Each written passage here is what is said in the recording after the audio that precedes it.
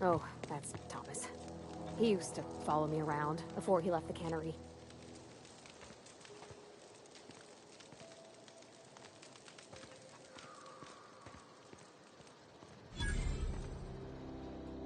Oh, didn't see you there. I was just occupying myself with a little engineering. Whoa, Miss Parvati. Hey, you're, how are you? Hi, hello. Are you, are things safe out here? How are you keeping? Great, just great. I've been trying to keep stuff running, just like you. Only I'm not so... Wait, they didn't kick you out, did they? Oh gosh, no, I'm just along with this fella here. Are you from town? I mean, you don't exactly look like you're from town.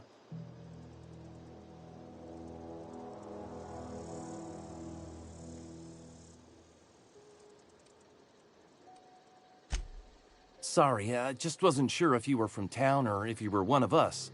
Something's been chewing at me, you see. Fact is, I've been, well, lying. To everybody here.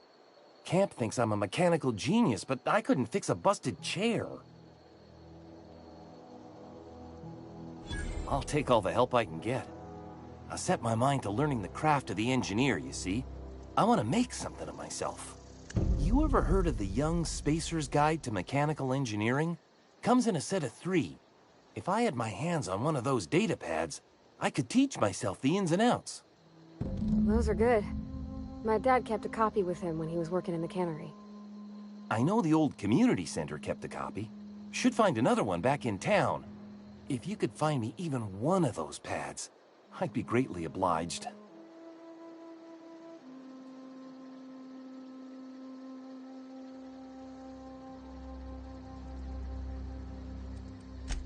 I wish I knew. I wager the town had the full set once upon a time. Where the third's gone, I can't say.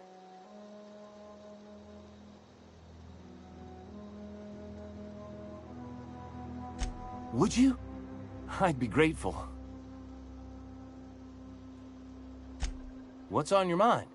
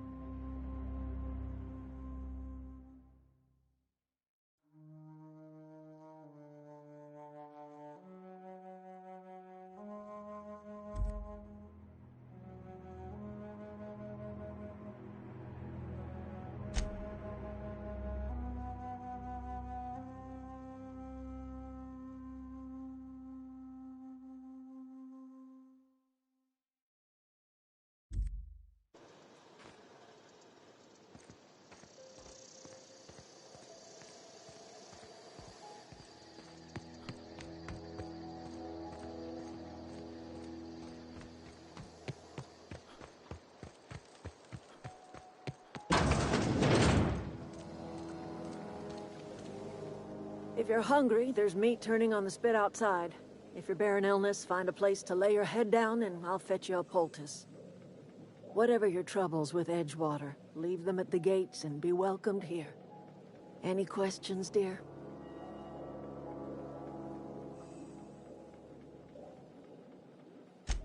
I have been called that, among other things. Green Thumb, grandmother, the strange old lady who keeps flowers. But yes, Adelaide will do just fine. Excuse me, Miss McDevitt? Sorry, it's just... You got such pretty trees in here. Why, thank you. You're Robert's girl, aren't you? I remember when you were but a sprout. Thomas speaks of you often. Are you staying long? You should try some of my tobaccorn tea. I brew it in an old spittoon, but it's been cleaned.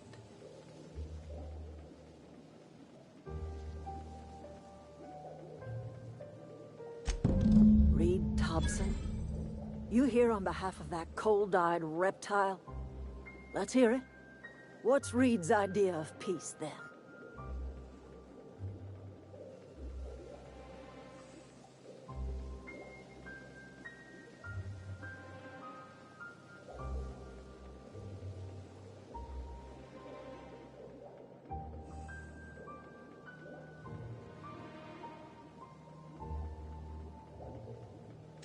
Like everything else that comes out of Edgewater, that peace offering is canned.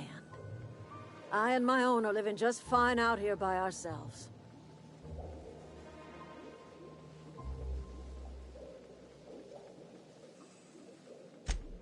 He would do such a thing. The question is, why would you agree to his plans?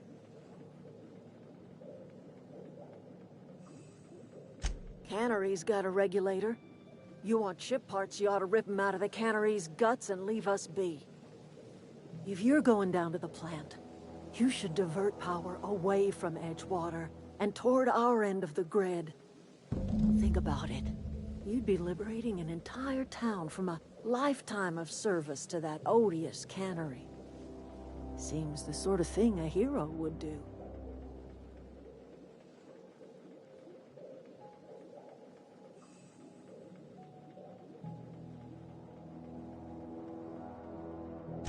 I trust you will listen to your conscience.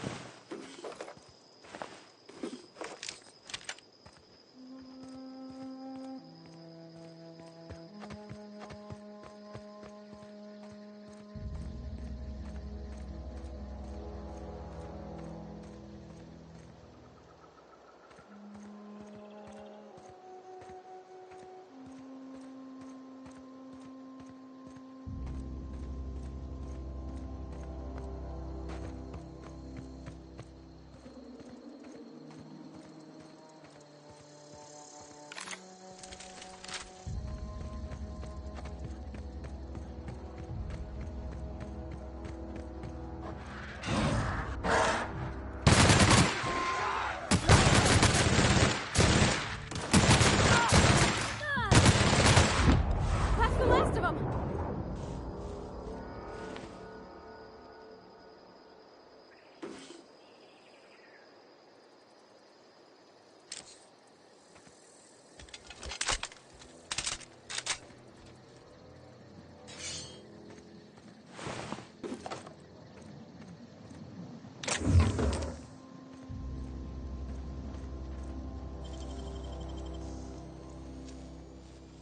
That was quick.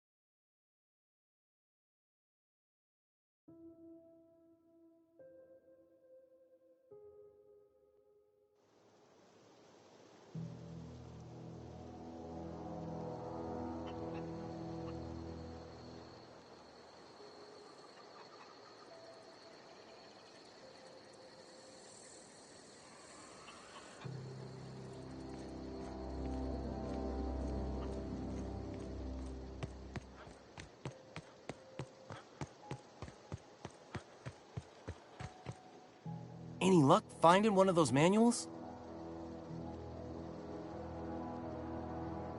No kidding! Really? Well, which one? Look at that! Building a computing machine out of Spectrum potatoes, a primer. I'm just glad it survived all these years. I appreciate you going through all that trouble.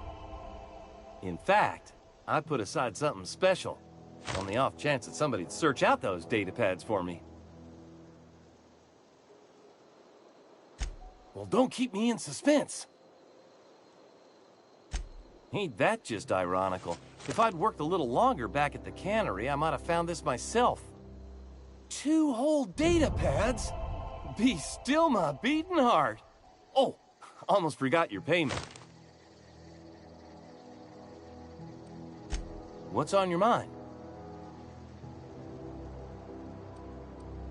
Couple months.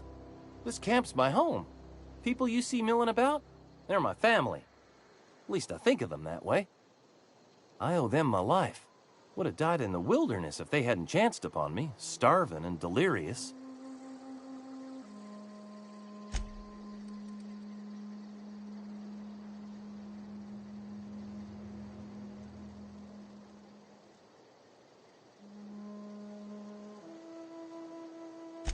We all left the cannery for one reason or another. Me? I was let go, mostly on account of my incompetence. I mean, I was incompetent. I couldn't even survive on my own. Grace found me, Adelaide took me in, I've been on my feet ever since. You weren't incompetent. You just didn't fit the cannery. Not like here. This place had a U-shaped hole, and now it doesn't. You could stay, you know. Here. I'd be happy to... I mean, we could really use... oh, this isn't coming out right. If you want, Adelaide would make a place for you.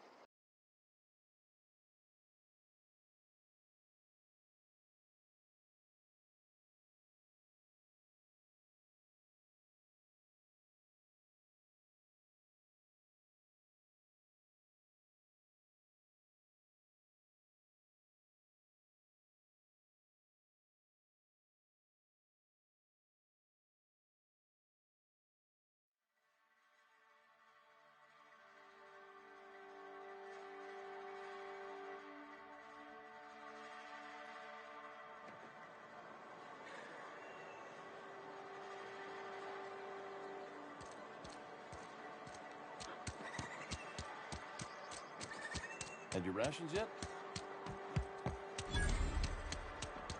You think corporate's ever gonna visit? I'm sorry. I'll just be a...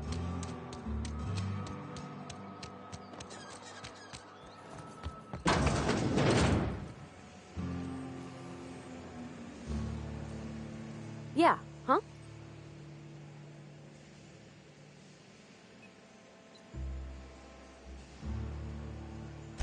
That's on account of how I never met her.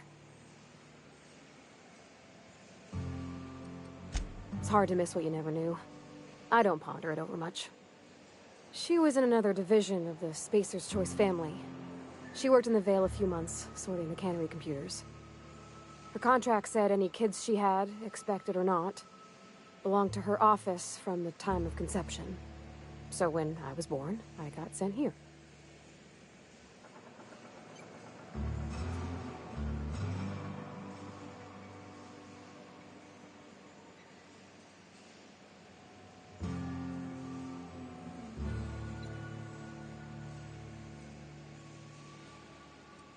It's sensible.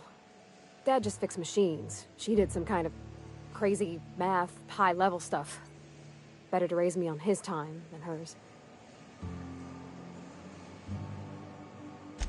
He's just interested in fixing stuff. He always used to follow me around, asking me to explain what I was doing. Like a puppy, kinda.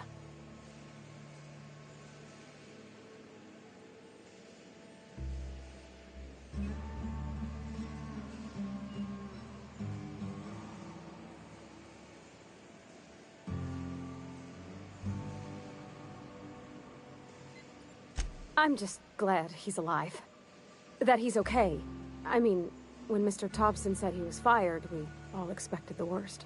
If he wants to learn about engineering, we should help him get those data pads he wants. I'd like to do that for him. You mean about the mission being too clean? I know, but Vickers says the universe is a machine, that it runs by law. Real machines have gunked up oil, scratches, and worn bits. You can tell they've seen handling, been used by folk. The machine Vickers sees is one ain't never been run. It's not for people to live in. It's something on a museum shelf, under glass.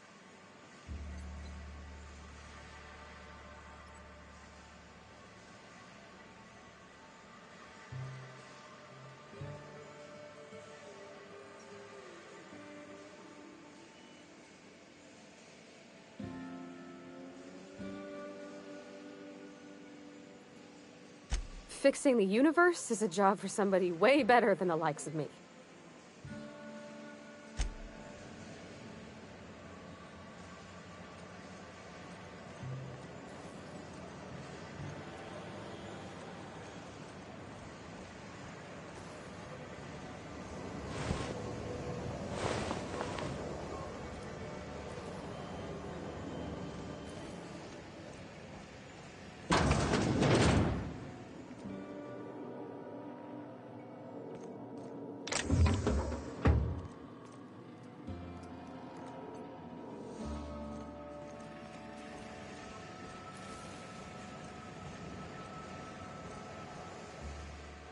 You the new worker? Whatever. Make it quick, Tenderfoot. I'm busy.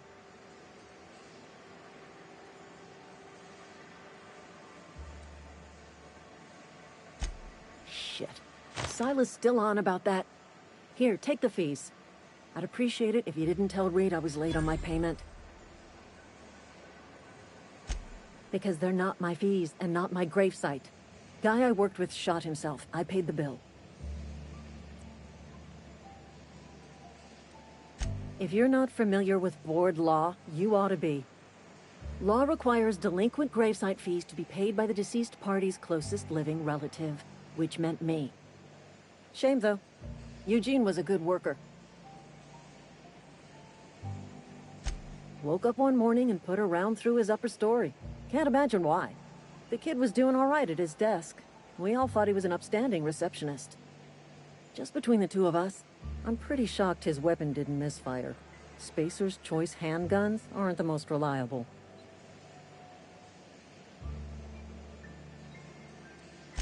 Eugene wasn't family. Yeah, I was the closest living person relative to his body at time of death. I'm the one who found him, you see, so I pay the fines. Suicide's a crime. The legal term is irreparable damage to company property. What Eugene did to himself was vandalism.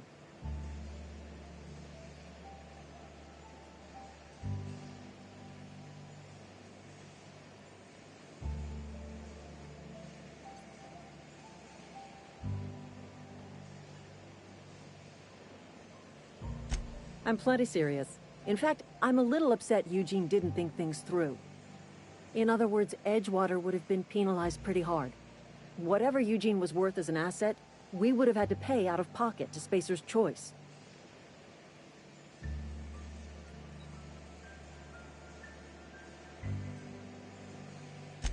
Well, excuse you.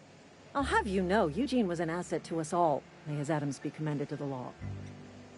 All I know is Silas asked me for Eugene's gravesite fees, which means he was approved for burial, which means his papers went through, which means the town's in the clear. I'm just glad to put this whole ugly affair behind me. Eugene can rest his bones in peace, and the rest of us can get on with our own lives.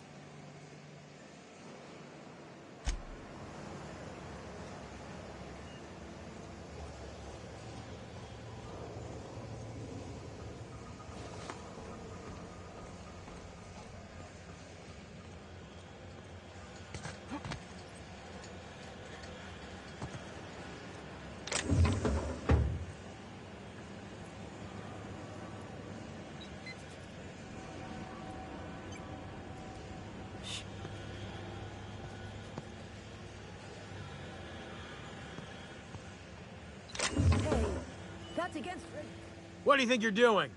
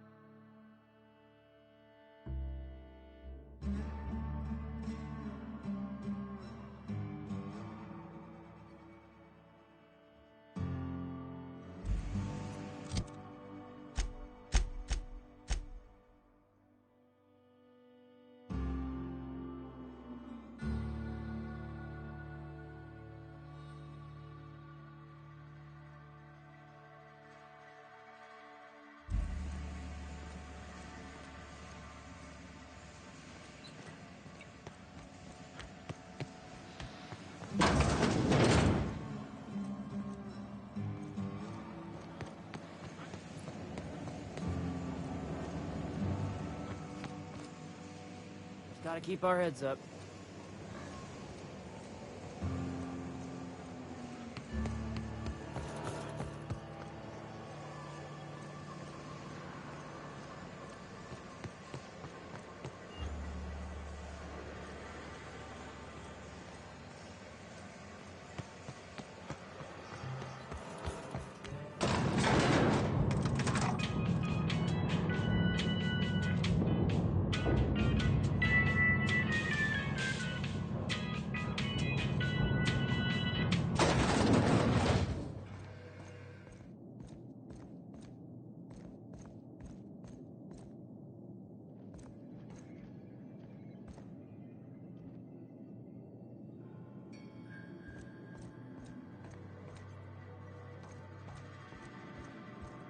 If you could see your way to getting us our power back, I'd appreciate it. Go ahead.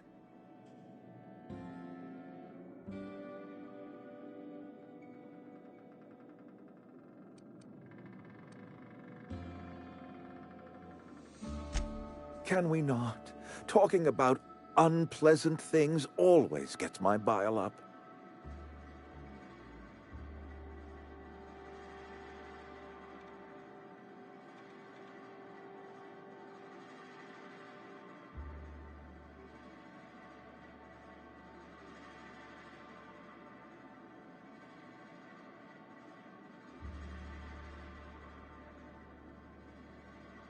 Show up to work, put in your hours, wear a smile. Problems of the body come from problems of the spirit. Work improves the spirit and fortifies the body.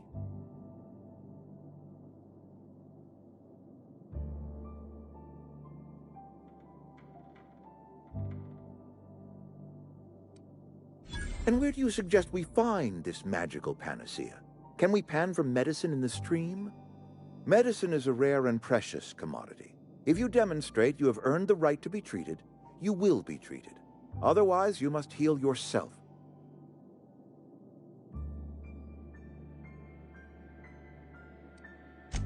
If I had enough medicine to treat everyone who fell sick, I would, but I don't. I can't save everyone. So I have to choose. Yes, it is. And it's necessary. Spacer's choice is a family, and the survival of the family is more important than the survival of the individual.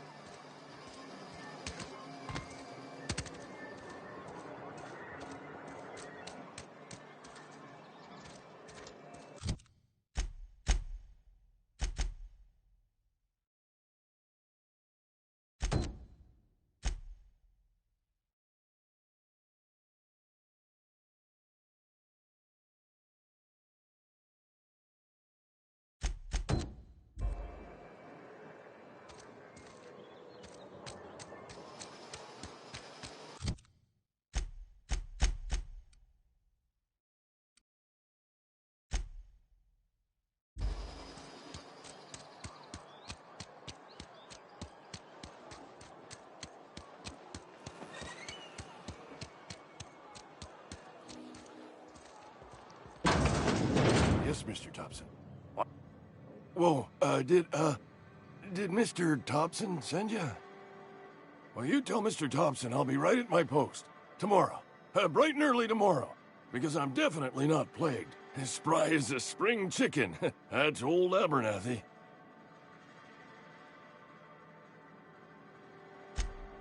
And what are you doing here? Visiting? Well, let me give you the grand tour. This here's my domicile, and there's the door.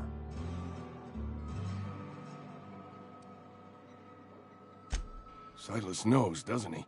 That's why he sent you. That's why he wants me to pay up. He knows.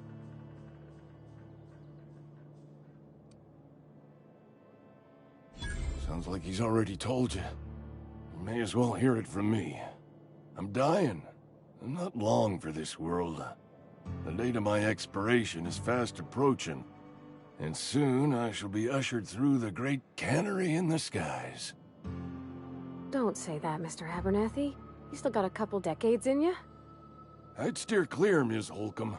My affliction's bound to be contagious. It's plague. Has to be. Silas knows. He knows I got one foot in my grave, and now he wants to charge me for the other one.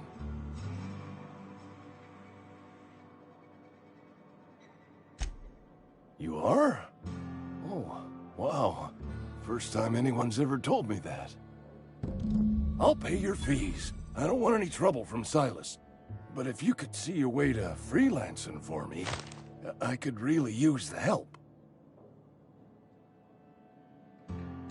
There's a cache of anthracillin tucked away in the old community center.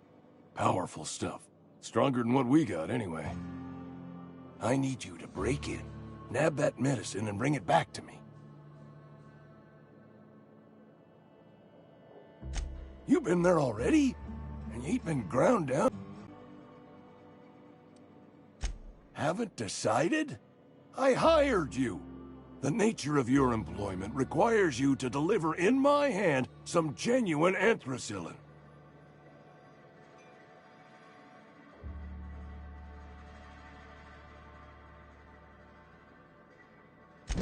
Sweet life-giving nostrum. The first hit's always the best. Scratched together all the bits I had around the domicile. It ain't as much as you deserve, but it's all I got.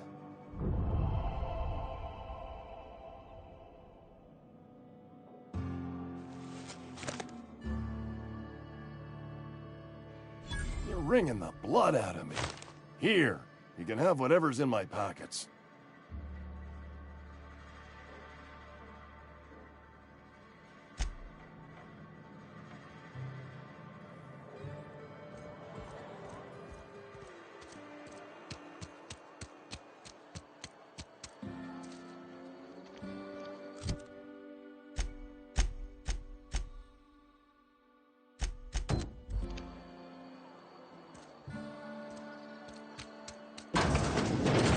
I cut my own hair. But Conrad sells real good disinfectant. Please don't touch anything. Your hands are probably crawling with germs. Physical hygiene recapitulates moral hygiene. Cleanliness is next to lawfulness.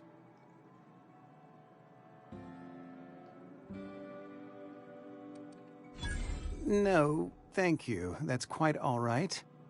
I've seen enough body parts in my line of work. I'm Conrad. You will report to me if your hair fails to meet Spacer's Choice aesthetic standards.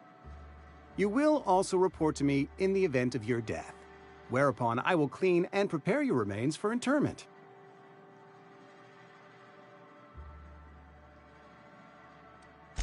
Burial, in the unfortunate event of a fatality.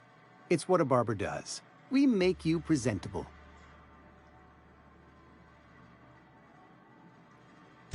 Ah, gravesite fees. Silas and I had talked about this at length. I thought I'd made it clear my pecuniary situation precludes the necessary restitutions.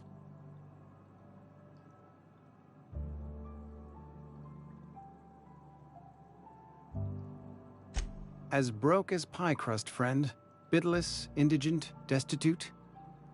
I simply cannot afford it. I am a blemish on the prosperity of our fair settlement. When I expire, I expect Silas to toss my body into a ditch.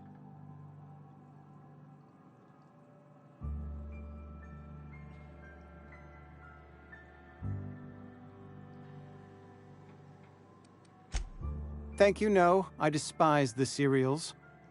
Tell Silas I can't afford to pay, and that I fully expect to have my medical rights revoked for this dereliction. With my apologies.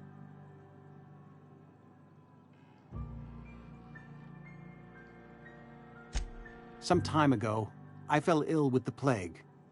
By the grace of the law, and through my own hard work, I'd proven worthy of treatment. Frankly, I don't imagine I'll earn that right a second time. The barber work hasn't been profitable, you see. I've had to keep this old place running with my own savings. Not a bad idea. But I'd need some kind of collateral. My pair of lucky clippers! No, that won't do. Your idea intrigues me, but I'm afraid I don't have anything to give Silas. I'm open to suggestions. Much obliged.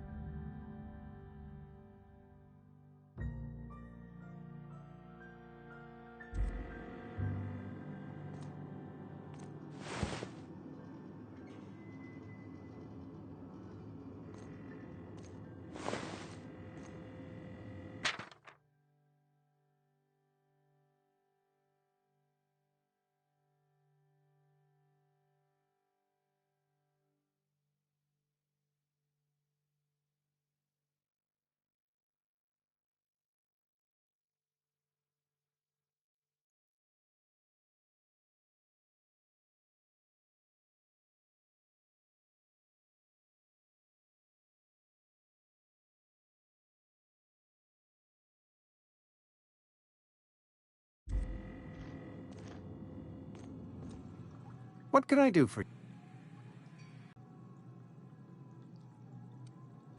Oh?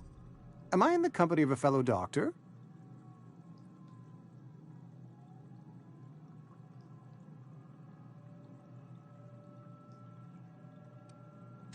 You may think that, but the tidiness of my fellow worker is my responsibility. Alive or otherwise. Whether you're showing up to work or going to that great cannery in the sky, it's my job to make you look like a million bits. You know about Eugene? How?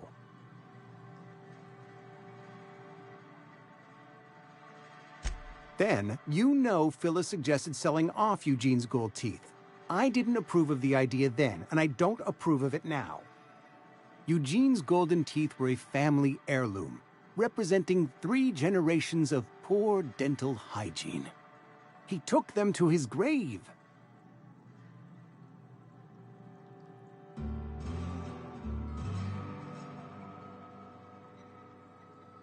That's unthinkable. Eugene's body and all rare earth minerals contained therein are solely the property of Spacer's choice. I can't ask Silas to dig up a man's body and pry a few teeth loose from his jaw just to pay my bills. Can I? Are you asking rhetorically? Because if you're being serious... Ugh, gross. Desperate measures, Miss Holcomb. Desperate measures. I'm going to have to ask Silas to dig up those teeth. It's the only way I'm paying my gravesite fees.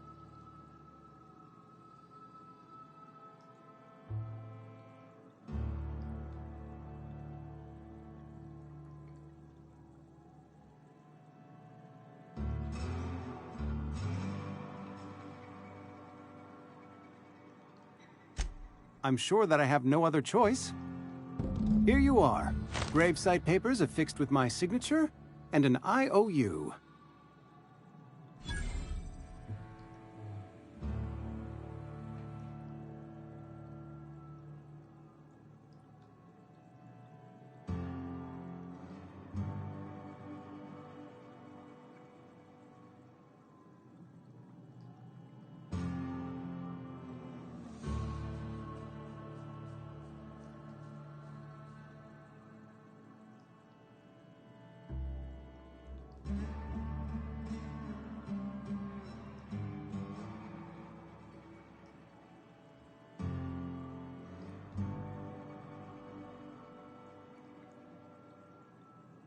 Eugene was not a suicide.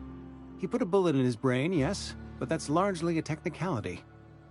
I was the one who prepared Eugene's body for interment.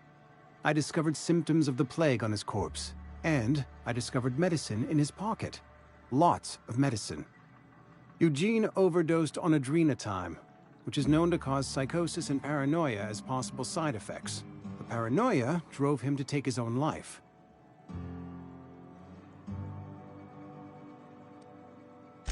We can all thank our lucky stars that young Eugene was hopped up on medication and suffered its predictable side effect. I included it all in my official report.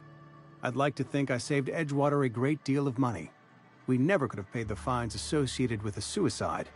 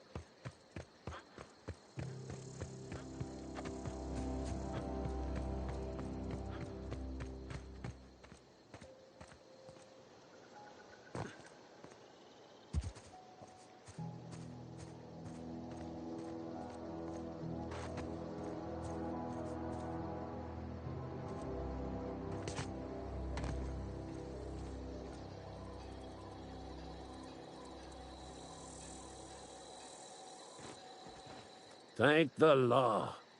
I've been requisitioning backup for months. Guess the boss finally came to his senses. You ever swung a truncheon? Let me see your rifling stance. I want to make sure you're up to snuff.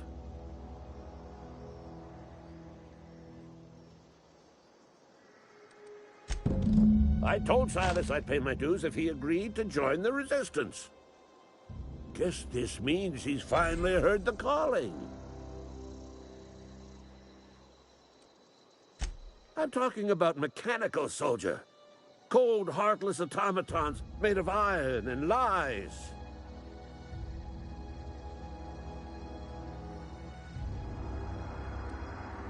That's right. That's what I've been saying. We gotta square our shoulders and stand ever vigilant. Auto-mechanicals. Creatures forged in the fires of malevolence. I seen them over by the old power plant, clattering about, firing at the birds, orchestrating their uprising. When the swarms of mechanicals come clanging on over that hill, where will you be? Cowering beneath your cot? Or standing shoulder to shoulder with the Resistance?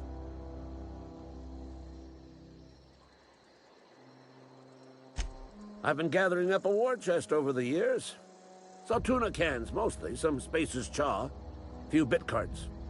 I'll reward you for your aid. Enlistment fees? Yeah, I suppose. Wouldn't want to give the Resistance a bad name. They have sent a scout, prowling around the junkyard just behind our beloved town. This scout must not be permitted to return to its base of operations. Cross it off, then report back.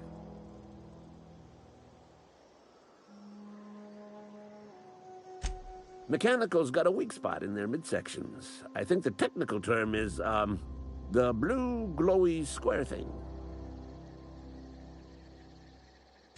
Go on. I'm Ludwig Miller, Associate Security Officer for Transportation. Officially? Unofficially? strictly between you and me. I am the only thing standing between Edgewater and total annihilation.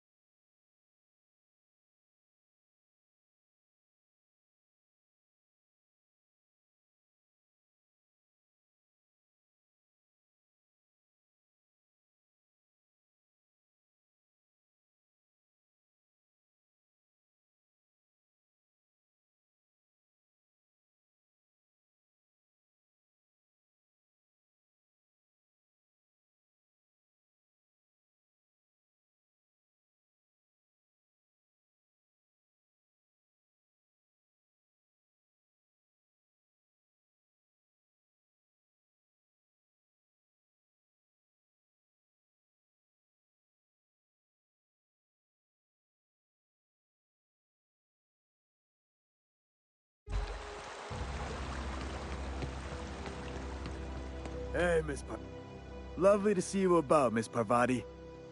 Things going all right, Silas? Been keeping him careful and true, miss. Best to ask her yourself. My dad's buried here. Silas watches over him when I can't leave the house. Oh. Well, thanks. Something I can do for you? You run into any trouble? Reliable work from a freelancer. That's gonna take some getting used to.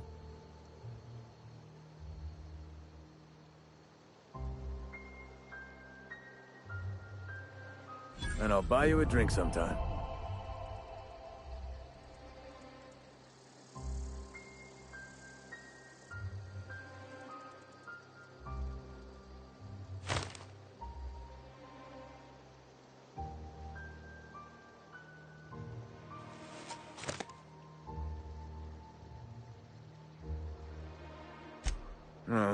Suppose you've earned it. One good turn deserves another. Abernathy was sick? With the plague? That's disgusting. I shook hands with the guy.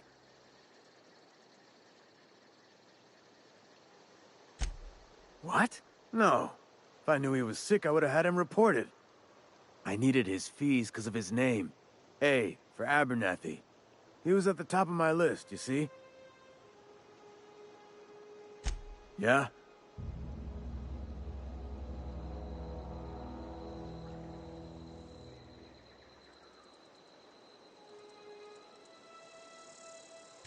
You could look at it that way, I suppose.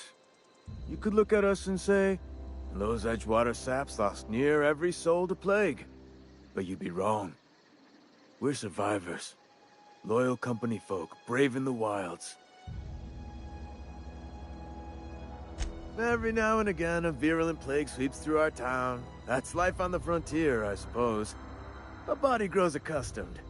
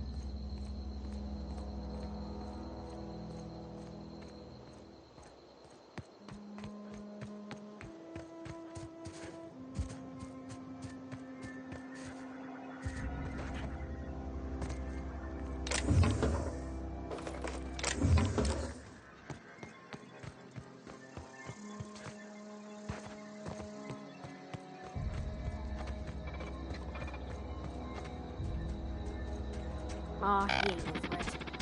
Bet I could fix him up smart. Searching for repair bay. Error. Navigation systems failed. Unable to comply. I could probably fix that. I mean, if you wanted me to. Yep, I see the problem. His nav mod got dislodged. Must have taken a tumble.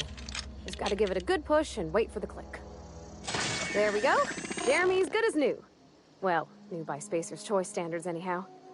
His name's Jeremy, by the by. Navigation systems operational. Optimal path toward repair bay detected. Initiating self-diagnostics.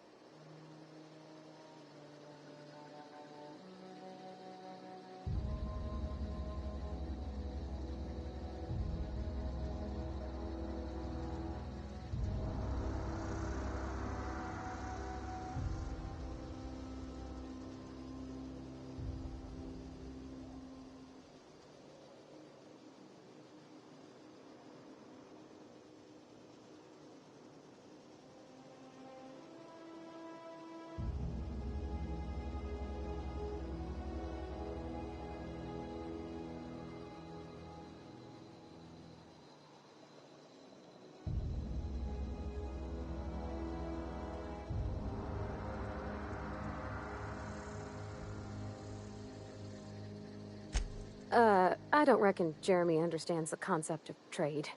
Spacer's Choice reminds all colonists that serving the Spacer's Choice family is the highest possible reward. I have been programmed to deliver this pre-approved message.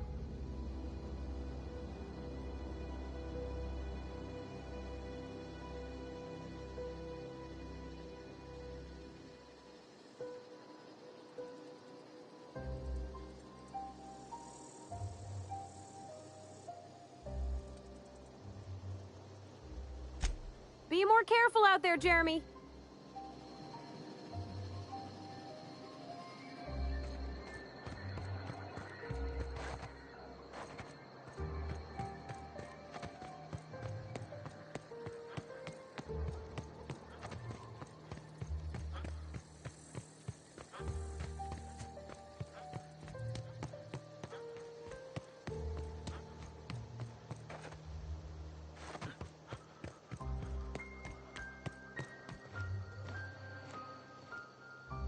Bring us honor, soldier.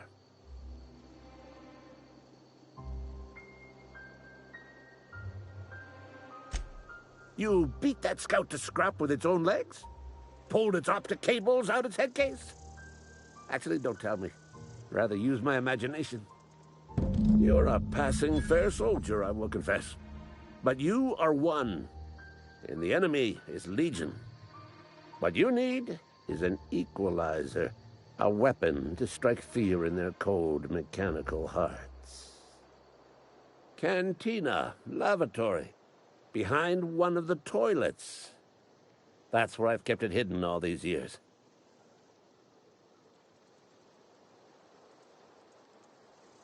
Sharp, ain't it? The lavatory is the very last place a mechanical has need to enter.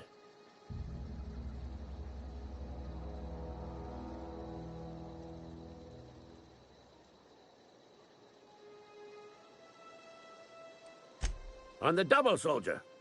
Don't want the bartender poking around in there with a mop.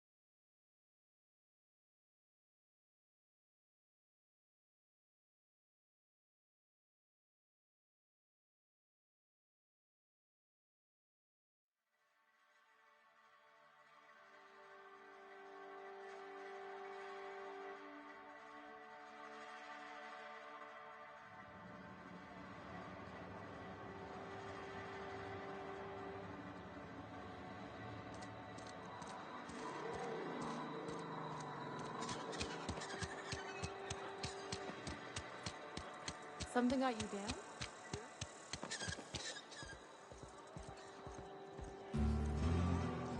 You're not a big drinker, are you?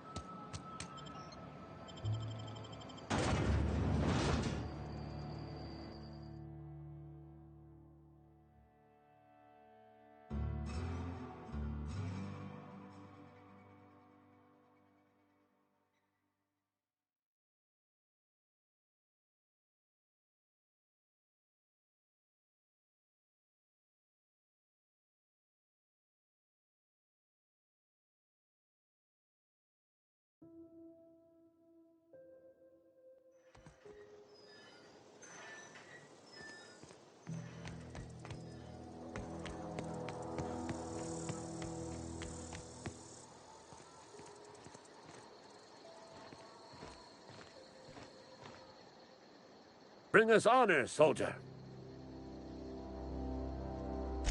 Feast your eyes, soldier.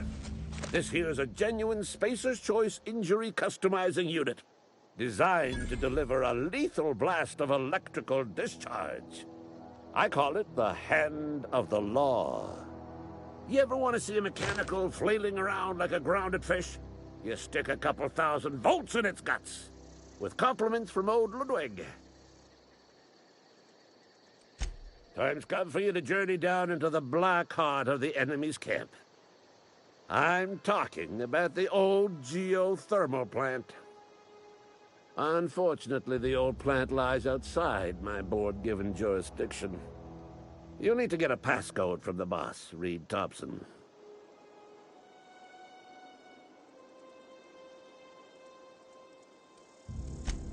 I've been after a passcode for years.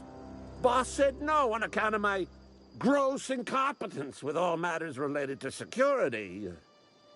I need you to get us the brain of a mechanical. Well, not exactly a brain. Anatomically speaking, what we're looking for is a logic module.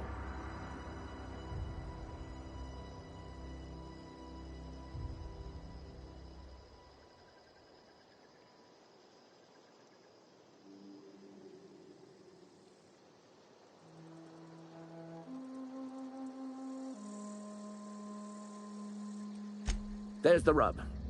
If a mechanical breaks down, the logic module fries. So you can't rip one out of its corpse. You're gonna have to find an intact model somehow.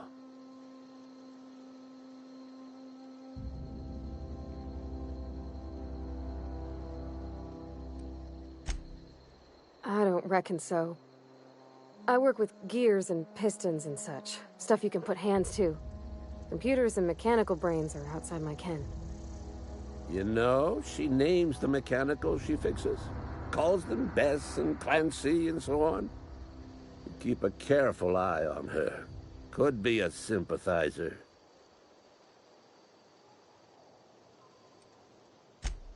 Don't tell anyone, all right? I've got a contact. A real expert in the inner workings of the automaton. We are gonna rip those mechanical secrets right out of their circuits.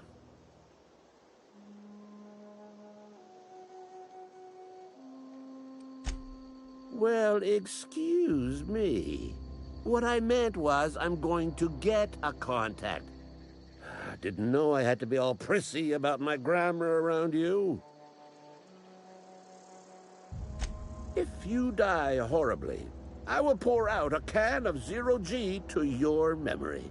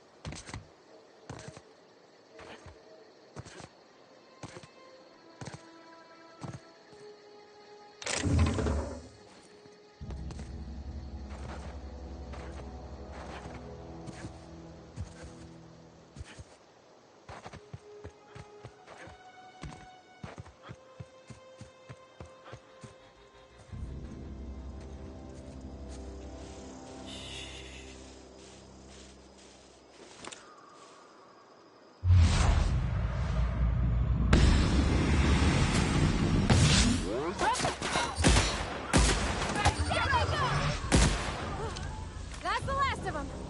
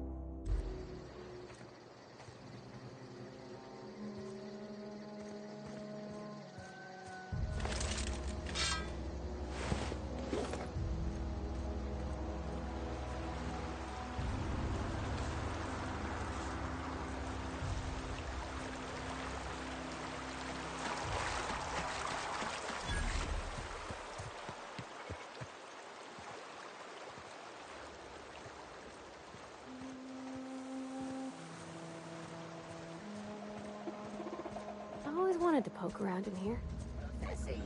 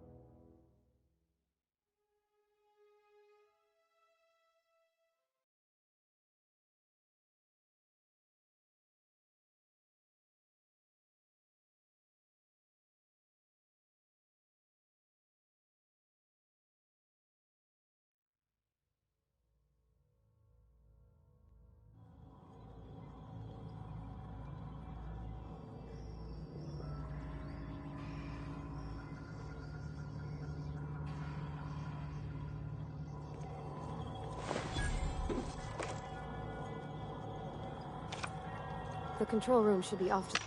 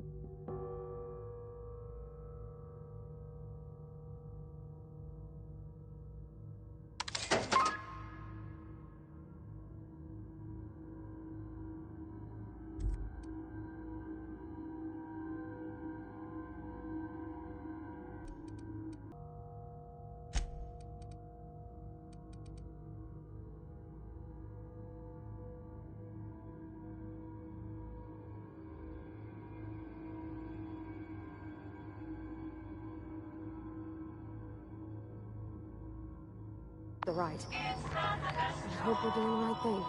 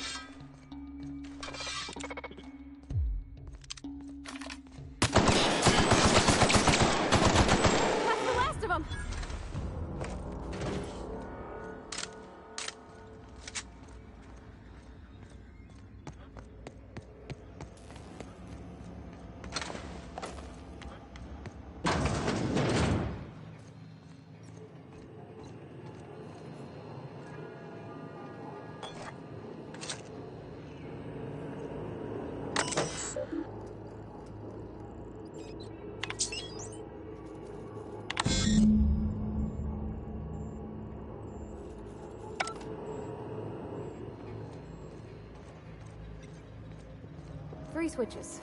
That'll be easy enough.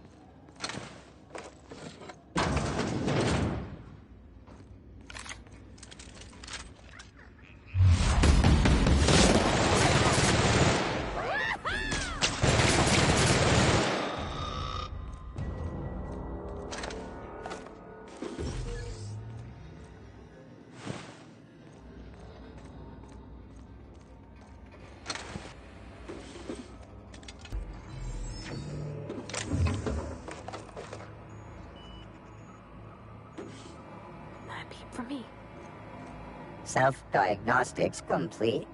Navigation systems operational. Combat systems operational. It's not the best choice. It's the Spacer's choice.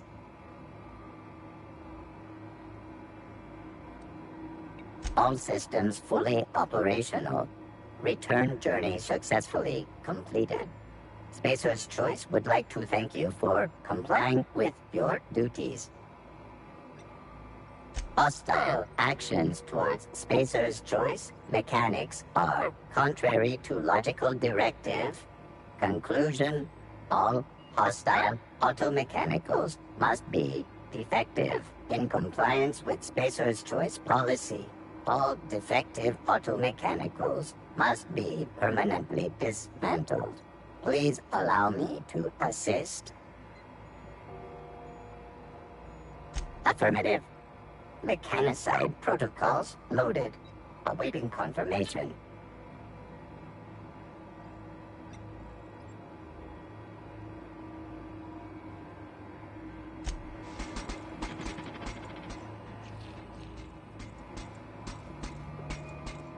Mechanicide protocols currently active. Please do not interrupt.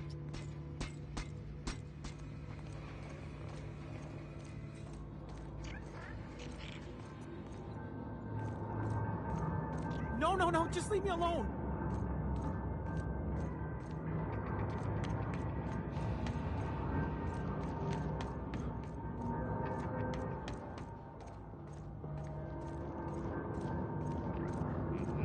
Get away!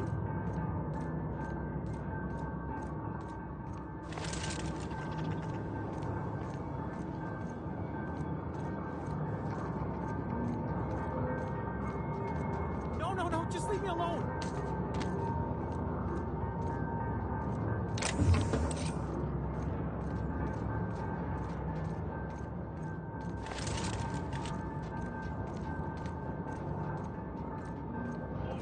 Go away, Phantom!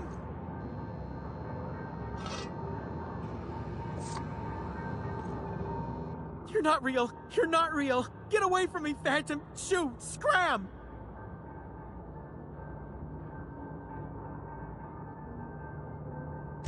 You can talk? The Phantom's never talked before. I knew I shouldn't have eaten that sprat raw. See, Higgins? This is why you must always boil your sprats before ingesting.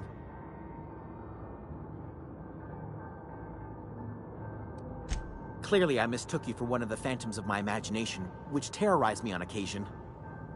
Chester D. Higgins. The D stands for definitely not insane. I use it as a reminder.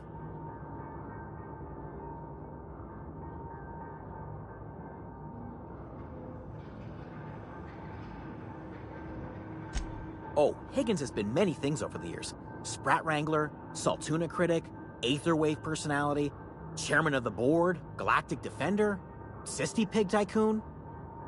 I've come a long way for someone who started off as a simple engineer right here in this plant.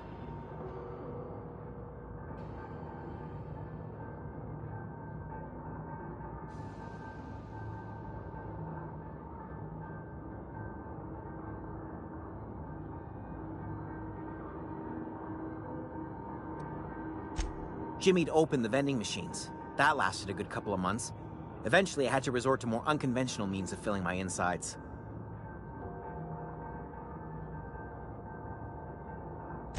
Mechanicals lost their bolts. Opened fire on anything that moved. It was pandemonium.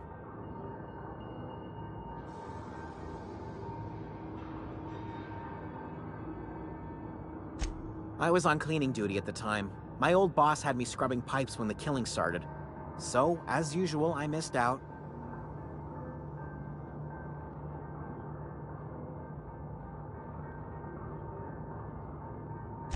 I specialized in automechanicals, drones, sentries.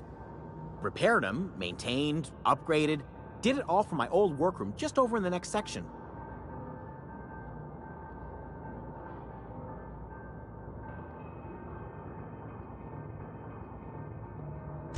Look, I don't want to fall into any trouble with the mechanicals. If they wise up to our plans, they will come for us. With prodding irons.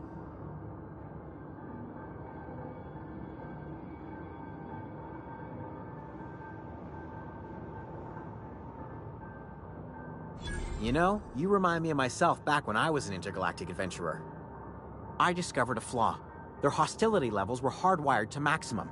There's no changing that, but you could rewrite their targeting protocol so they attack each other instead.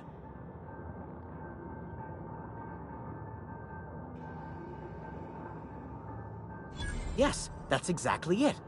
I see you're also versed in the noble art of mechanical engineering. There's a behavior control terminal in the other room. It should have options to change how the mechanicals act, including whom they shoot at.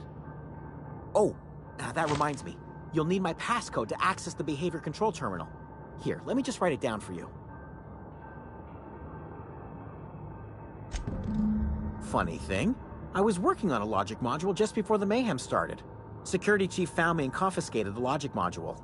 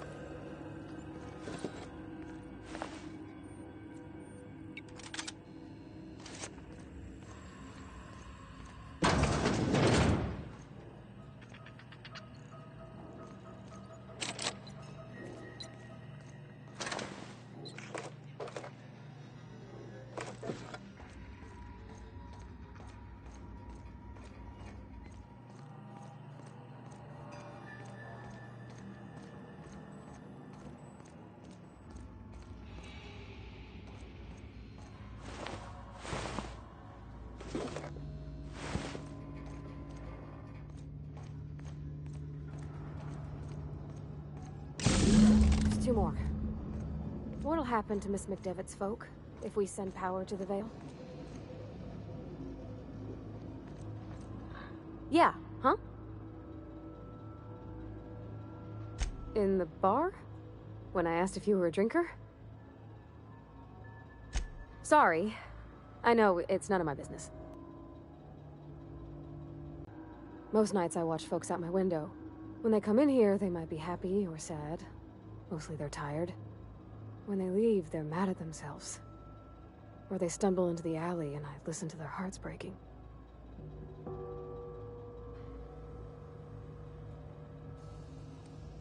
There's been scary nights, but Constable Reyes is right up the road. She keeps an orderly town.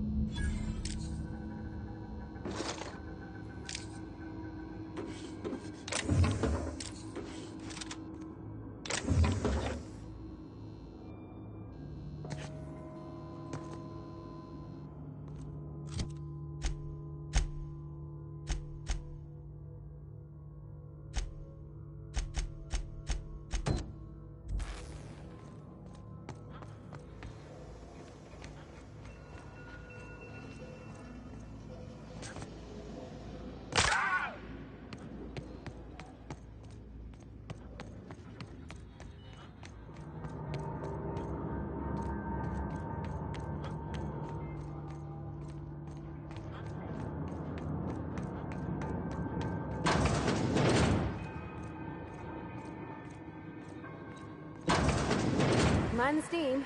You're liable to get scalded.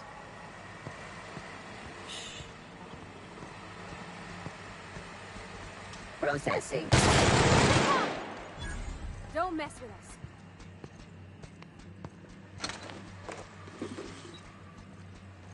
Clinic. You took one down!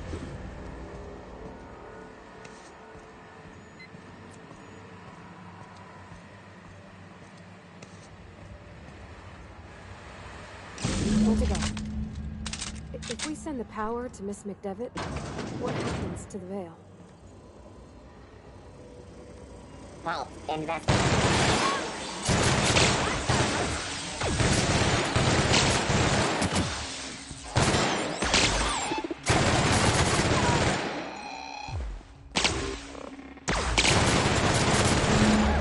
We made it!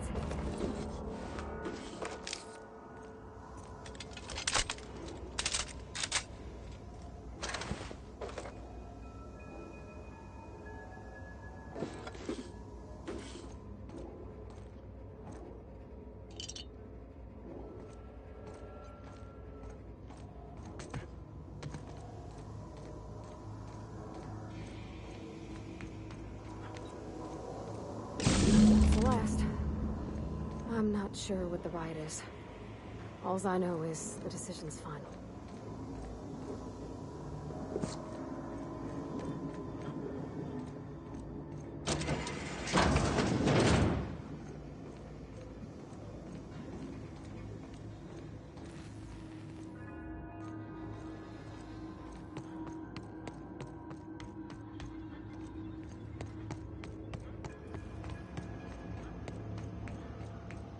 Once we do this, there's no going back.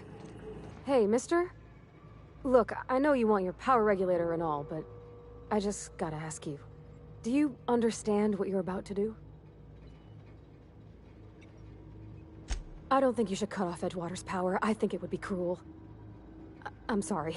That just sort of came out all at once. Edgewater's hurting. We've been losing workers year after year, and corporate hardly ever sends replacements. There's barely enough Saltuna to fill our bellies anymore. But the town's got some good people in it. Decent, hard-working folk just living their lives the only way they know how. They don't deserve to be punished.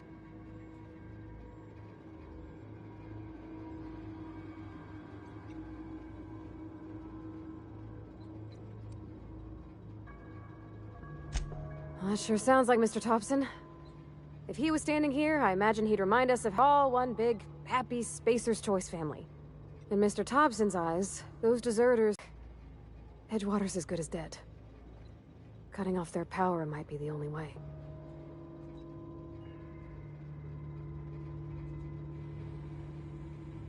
Sorry, I didn't mean to babble on like that. I felt like I had to say something.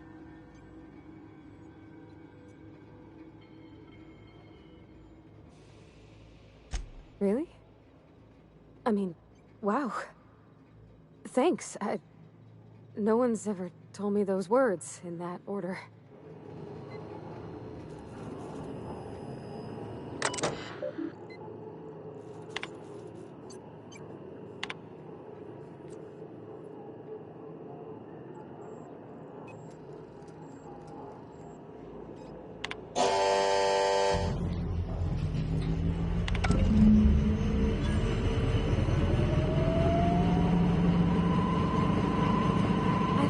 Brightest thing you could, sending the power back to Edgewater. A lot of people would have suffered otherwise.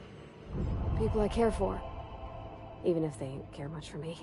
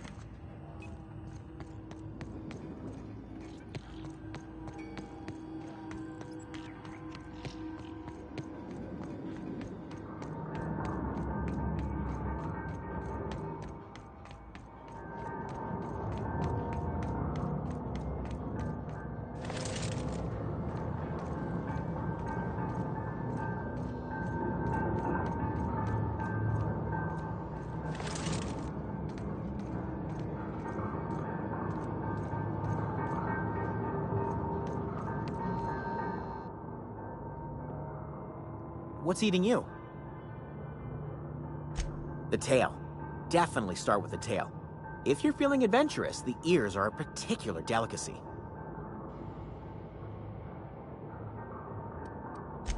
Mechanicals lost their bolts.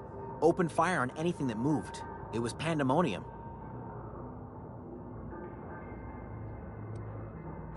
You mean, why did the Mechanicals go on a murderous rampage? Same reason any of us do, I suppose. The voices told them to do it. I was on cleaning duty at the time. My old boss had me scrubbing pipes when the killing started. So, as usual, I missed out.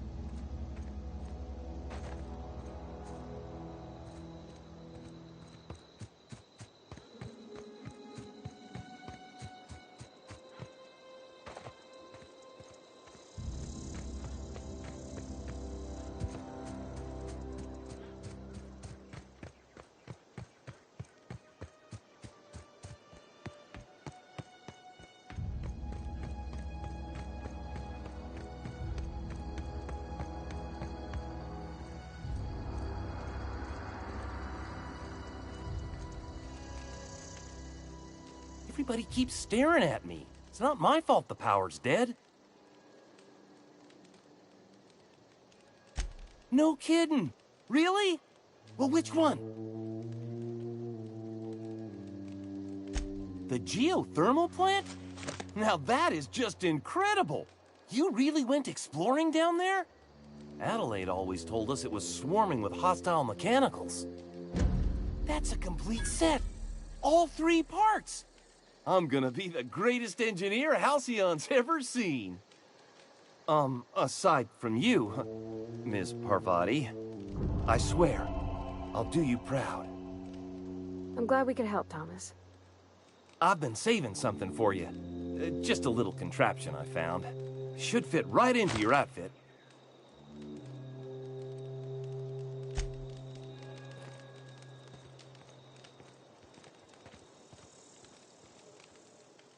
Marauders can't see us in the dark. Wild canids, on the other hand.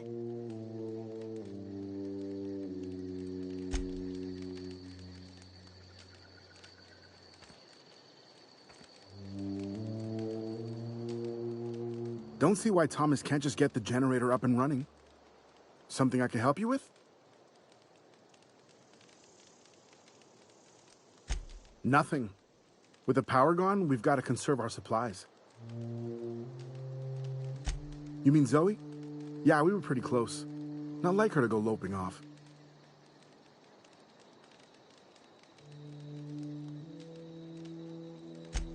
Zoe and I were gonna watch the serials, as is our custom. She never turned up. I looked around, but she was nowhere to be found. You sound like some type of corporate fixer asking all these questions.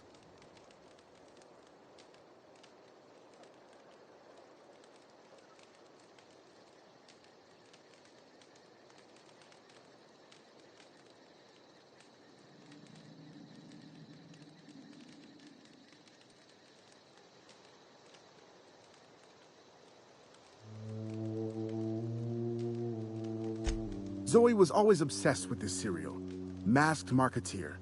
A scion of Byzantium turns to banditry and teaches his marauder companions the wisdom of free market economics. Shame she up and vanished when she did. I had a surprise lined up for her.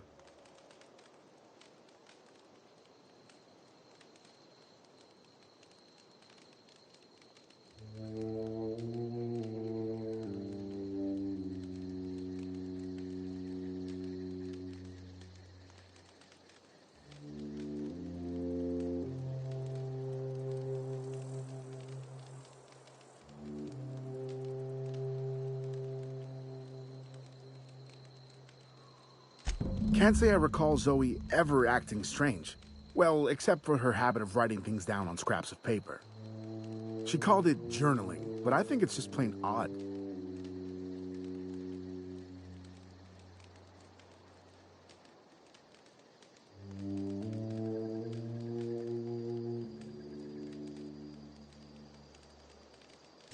The other day, I got my hands on a genuine copy of the latest Masked Marketeer.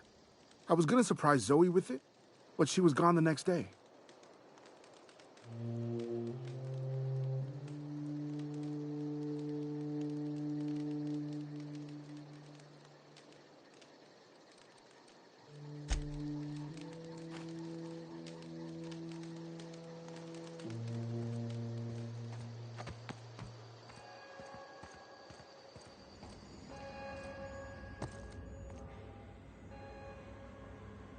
That's the thing about growing old. Your eyes start to fail. Elsewise, I would have seen you for the snake that you are, chopped you into pieces and roasted you on a spit. This is all you're doing. Cutting off my power, killing off my garden. Without refrigeration, my food will spoil, and my flock will starve. I want to ask you this in private, away from the eyes of my flock, so they do not see me lose my temper. Tell me, why did you do it?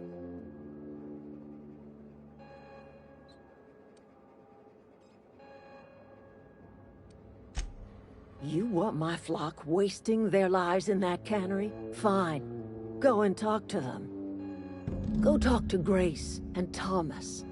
Look them in the eye and tell them their life here is over, and the only thing left to do is go back to Edgewater. This is now your responsibility.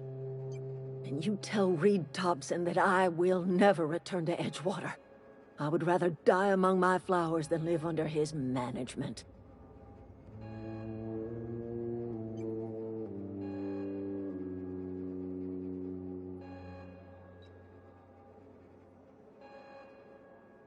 You offering to cross Reed off, huh? This some sort of twisted reparation for what you've done? Or you just looking for a chance to sow some chaos? Kill Reed if you must, or talk him into leaving if you can. He and I are not sharing the same four walls together.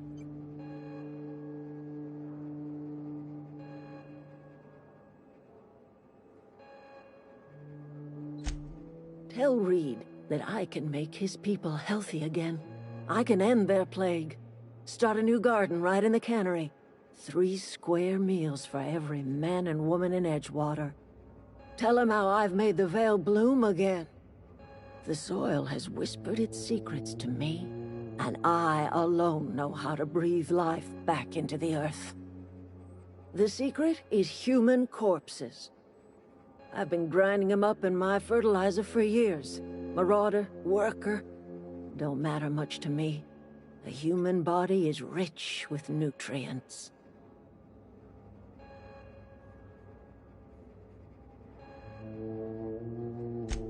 I have got a means to cure the plague, and I will not share that cure until Reed leaves town. Those are my terms.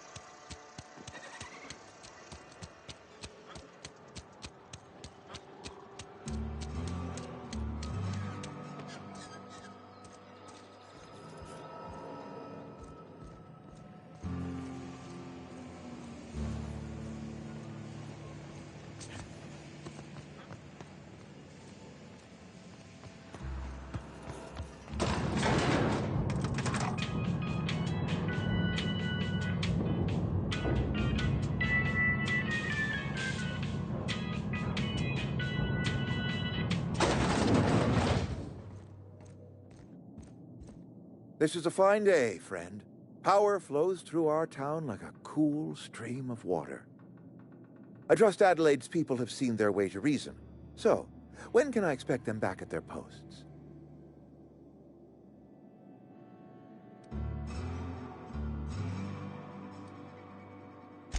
Then we are at an impasse.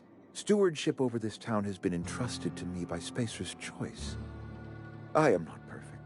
I have made my share of mistakes, but I have done my best for this town.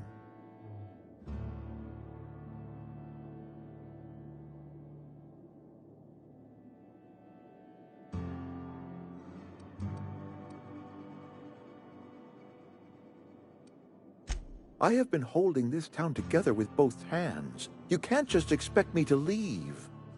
I am a Spacer's Choice man. My father was a Spacer's Choice man. Edgewater may not look like much to some buttoned-up freelancer, but it is my home.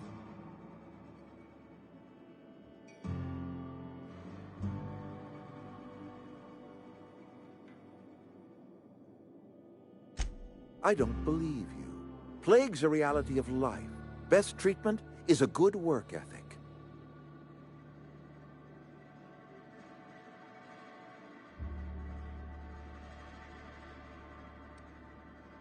The very notion is just grotesque. A raw vegetable? Why don't you just ask me to go chew the bark off of a tree? We are a Spacer's Choice Saltuna cannery. We eat saltuna here, and only saltuna.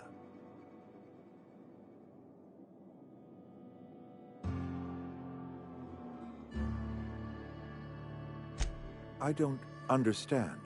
You say Adelaide's growing her own food, but that should not be possible. The soil's gone sour. Company said as much. Our own botanists couldn't grow decent crops for us, so the company got rid of them and shut down the greenhouse.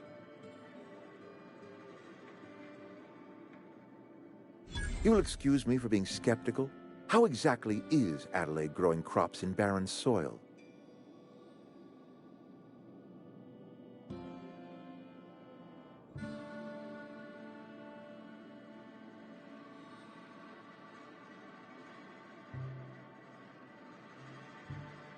If Adelaide's found a way to feed her people and cure the plague, then she deserves this office more than I do. I won't stand in her way. My life here is ended. Give me a little time to settle my affairs. I'm sure Adelaide will be glad to see the back of me.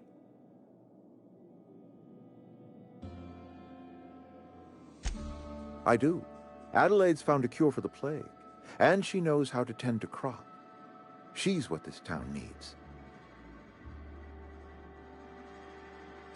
A couple months ago, I might have put in for a transfer.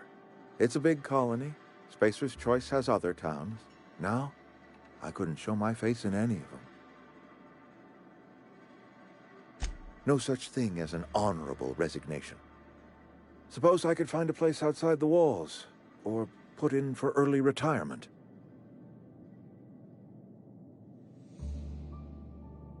I don't know. I could see myself lasting a week. I have always tried to do right by my town. It has never been easy.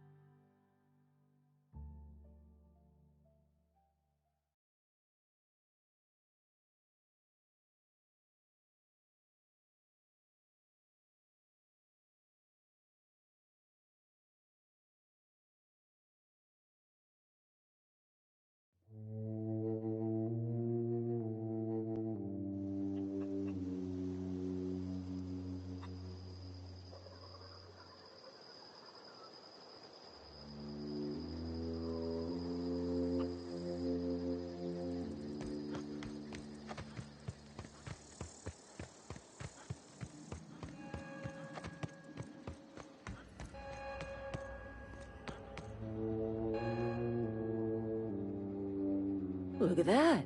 The snake's come back.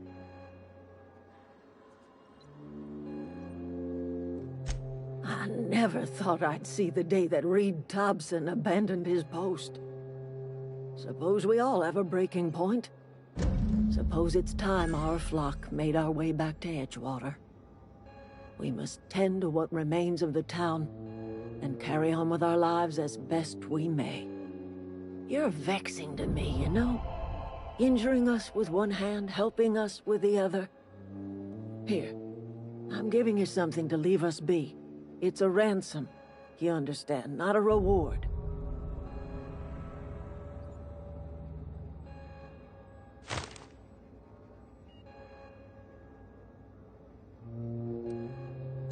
This don't put us on even footing, you understand. But it is a start. I might turn that old cannery into a garden. Got ourselves a whole cemetery bursting with bodies.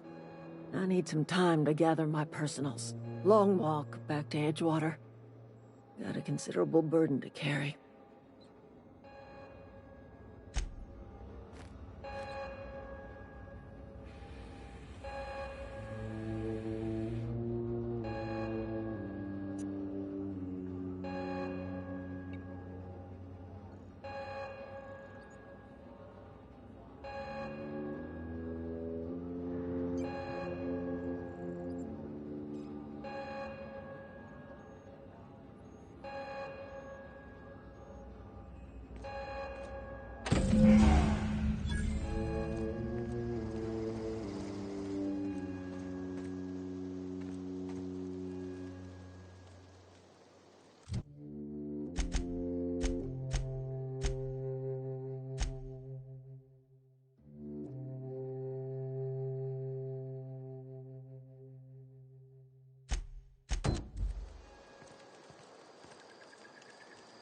Food's bound to spoil at this rate.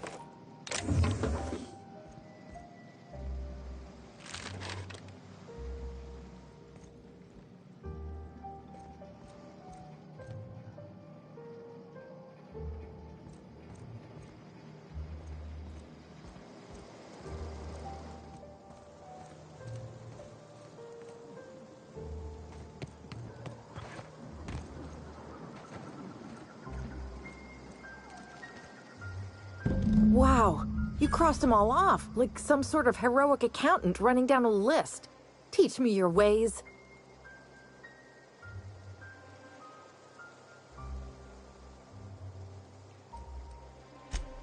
What? You mean Adelaide's little congregation of nature-loving nobodies? I could not possibly be less interested in them. You, on the other hand, you were a sight to behold. If I had half your skills, I'd be the greatest outlaw the coast has ever seen.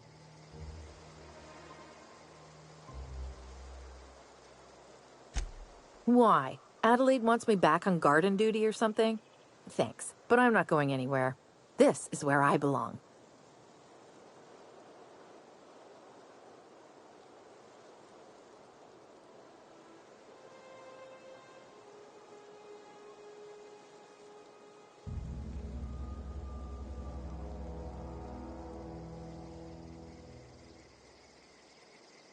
I doubt that. Nobody in that camp really cared about me.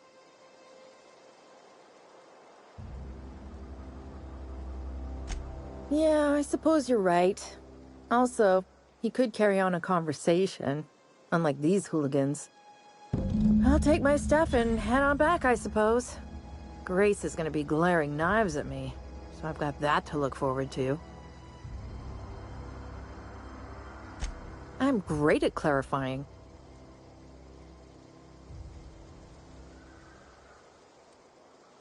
I don't know.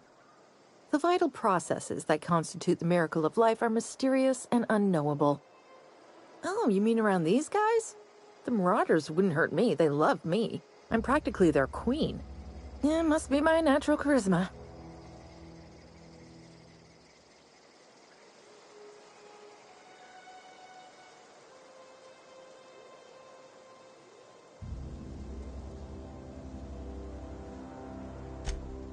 I've bartered them a few boxes of Adrena time, but yeah, I'm sure that's got nothing to do with it.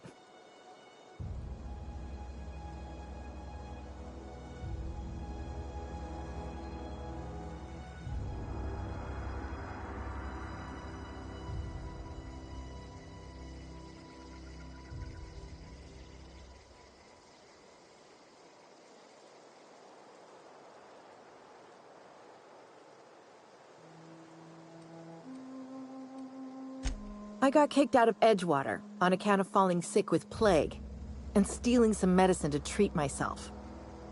I'd heard some outlaws set up camp in the botanical labs. I decided to throw in with them, seeing as I always wanted to be an outlaw myself. Instead, what do I find? But a bunch of former workers camped out around a greenhouse. I couldn't just go back to the cannery, so I was stuck with them.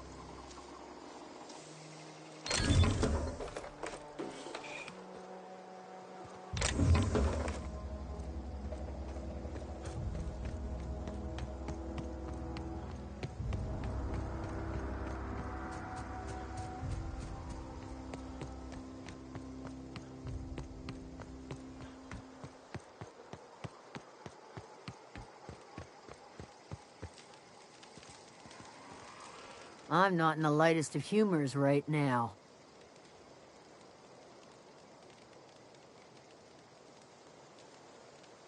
We didn't always get along, but I'm glad to know she's safe. What happened, anyway?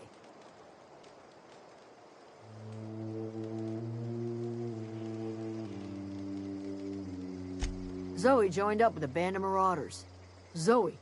The same Zoe who doesn't know a barrel from a trigger. Well, I've heard stranger things. You pretty much did my job for me. Least I could do is pay you for your trouble. Let me know if I can do something for you.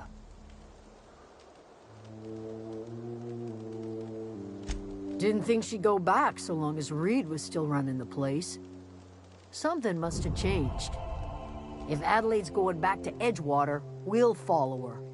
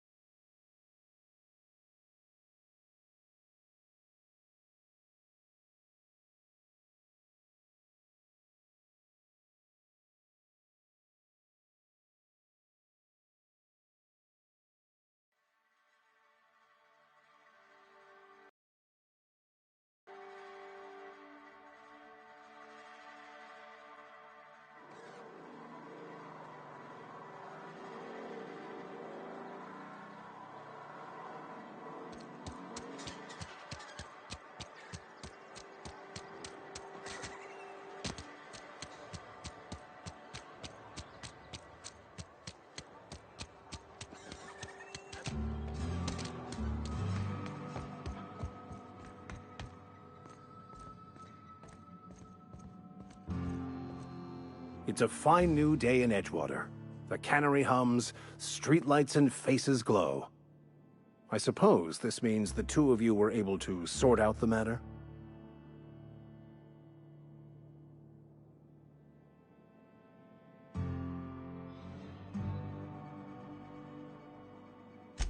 The greater good can be difficult to determine. None of us can know the effects of our decision in a year, or 10, or 100. Take comfort in the fact that your choices are always, ultimately, in line with the grand plan.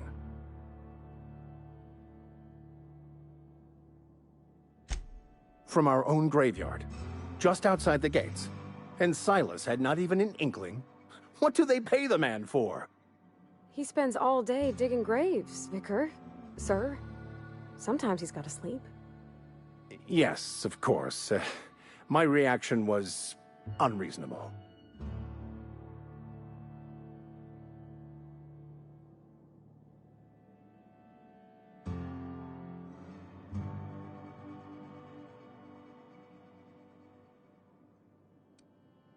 Flowers grow well enough, and creeping ivies, and the fuzzies that grow on rocks, but we don't eat none of that. It is my understanding that none of the local life, plant or animal, is edible.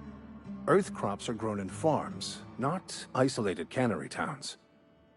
Once the spark of life is fled, the mortal form is but unanimated matter, comprised of the same elements as the rest of the universe. We inter for the comfort of the living, not the benefit of the dead. While distasteful, I would judge Ms. McDevitt's actions beneficial to the greater good.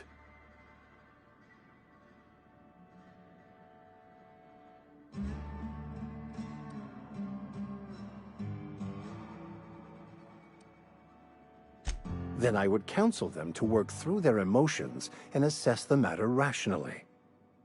Animals are ruled by their hearts. Humans were gifted with intellect for a purpose.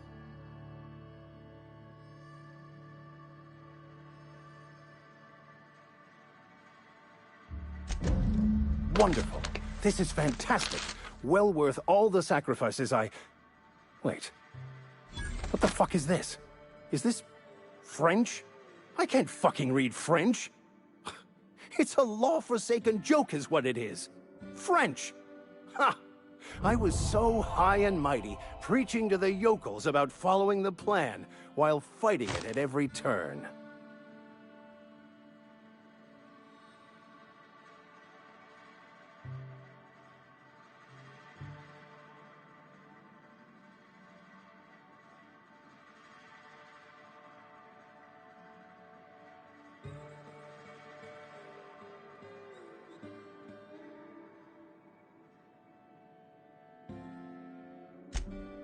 Well, yes.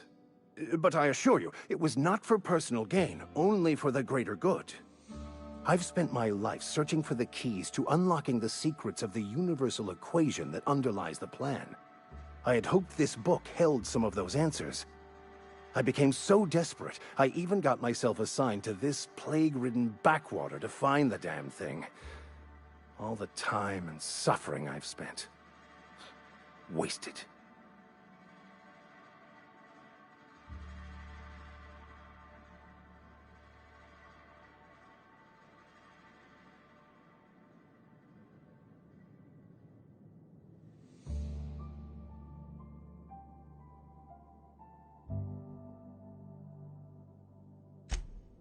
Please.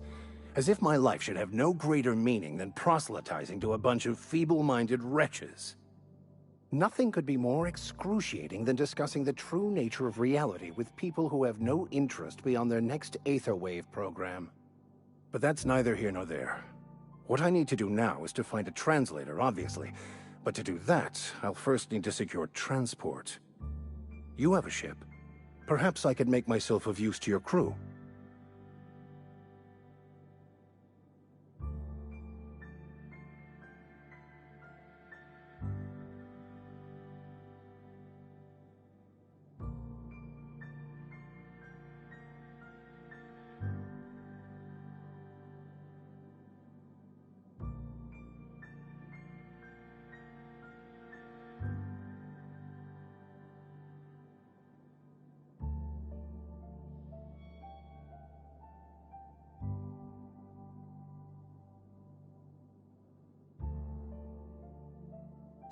Certainly. I already gave you most of my money, but I can offer you free spiritual counseling, and I'd be happy to watch your back. I'm pretty handy with a tossball stick, or any blunt instrument, really. I'm also a passable gun hand, if it comes to that. I can usually talk my way out of conflict, though. Oh, I'm fairly competent at hacking computers as well.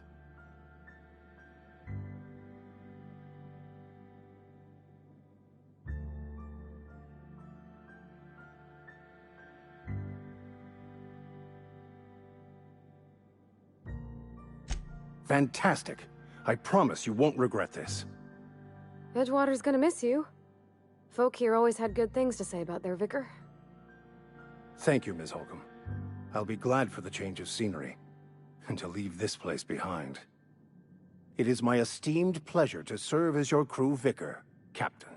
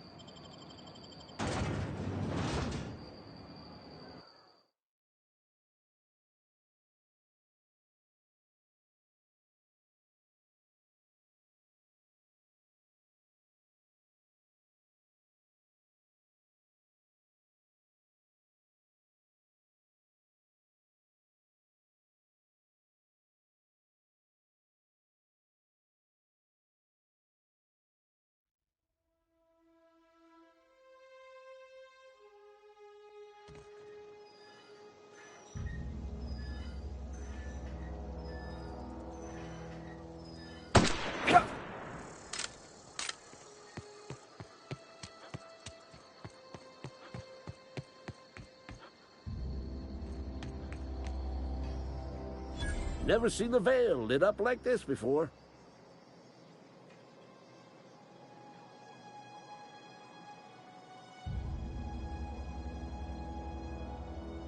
Bang up work, soldier. You're a credit to your uniform.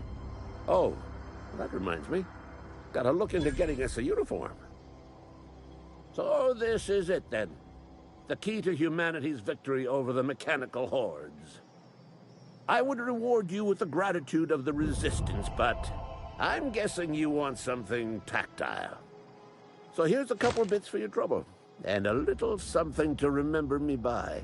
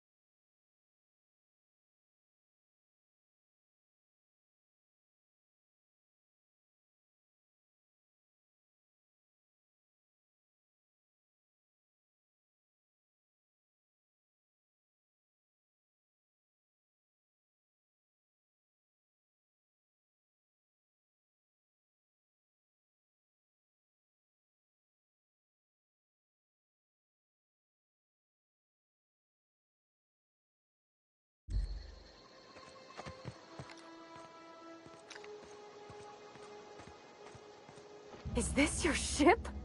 Oh my stars, she is just so handsome! Does she have a name yet? What's her drive model? Oh, gosh. Listen to me babbling. When I was in Edgewater, I dreamed of flying on a real ship. Working on a real engine. Belonging to a proper crew. I'm the only decent mechanic Edgewater's got, but every time I think of going back, I get this sinking feeling.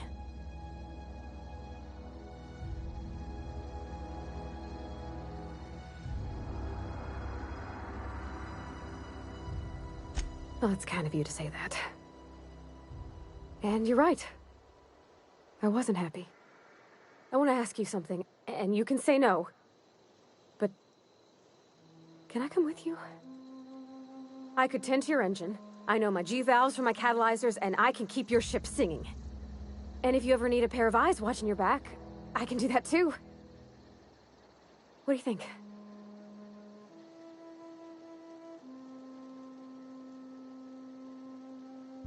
Yes!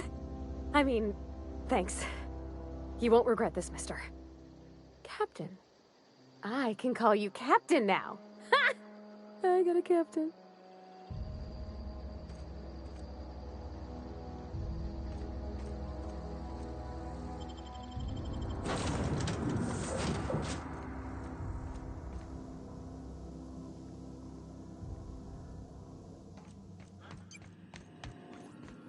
What can I do for you, Captain? Do you know how to install a power regulator? Outstanding, Captain. Your aptitude for engineering will prove invaluable in the event of another catastrophic engine failure. Our engine room is located behind you, across the cargo bay, up the ladders.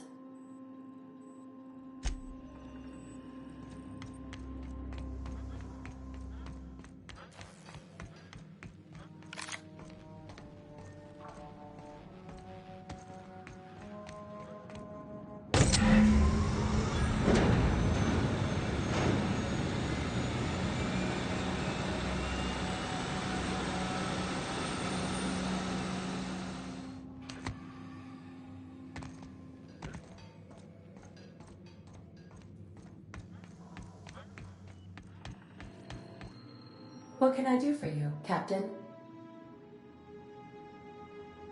All systems are operating within acceptable parameters. I am prepared to bring the unreliable into low-altitude orbit. This should prove an adequate test of our flight capabilities.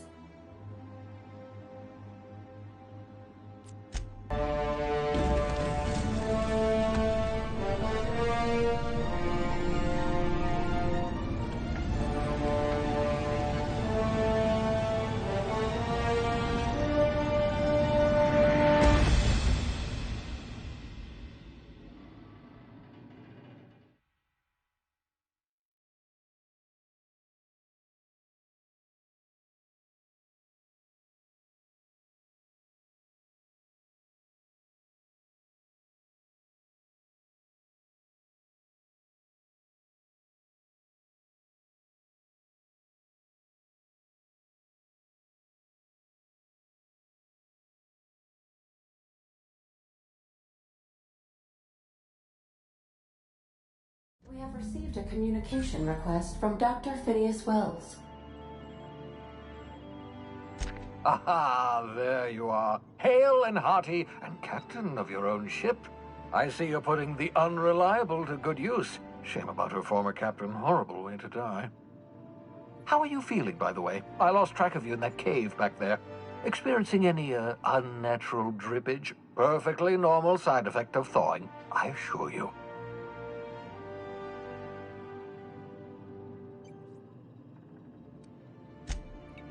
Oh, that, yes, that's probably permanent. I wouldn't worry about it, though. I'm sure you're fine. What you saw in Emerald Vale is happening all across the colony. Food shortages, lack of supplies, and basic necessities. We're dying. The chairman, the minister, and all their lackeys on the board are to blame. The Hope has some of the brightest minds Earth ever sent us. If we can revive the Hope's colonists, they can help us undo the board's mistakes. They can help us set things right. You need to get to Stellar Bay on Monarch. I have contacts there. They'll help me, help us, find the chemicals to revive your fellow colonists. Gladys Culkelly, lovely woman, runs a cozy little black marketing outfit on the Groundbreaker. She can get you a nav key to land on Stellar Bay.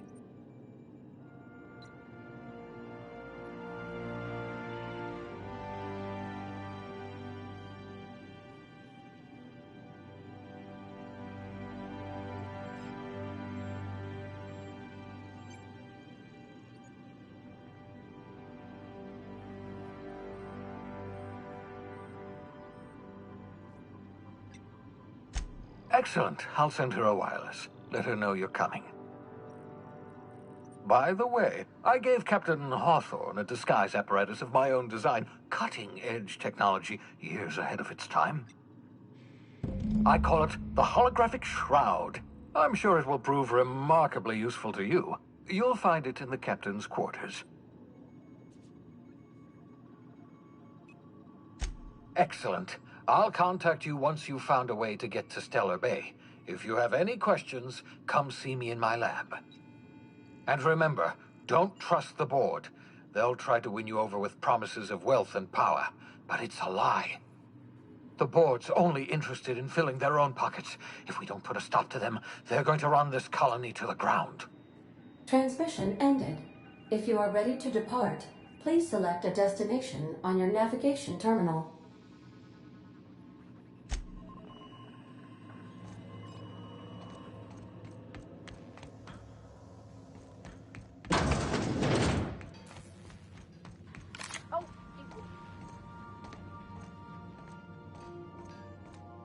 Yeah, so this is my hidey spot now. I was looking for a place that was quiet. I figured the kitchen would be louder than the hold, so here I am. Cozy-like, ain't it?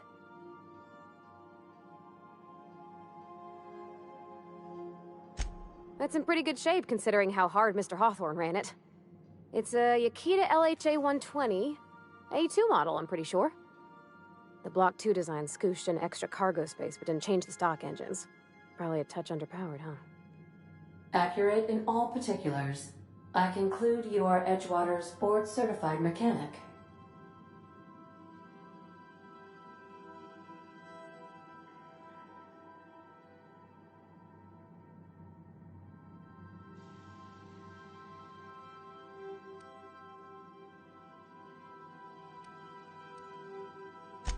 Fly-by-wire's pretty normal.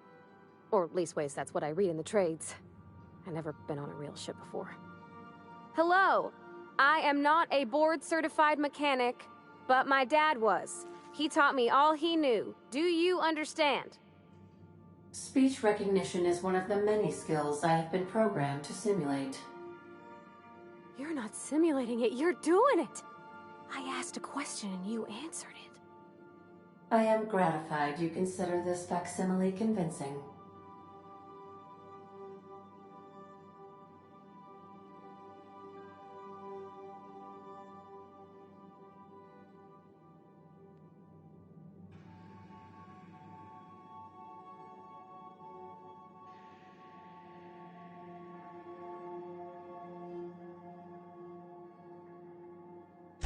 I don't see any holes in the hull.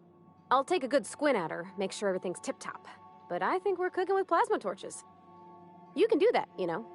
My dad taught me how to make grilled cheese sandwiches with a plasma torch.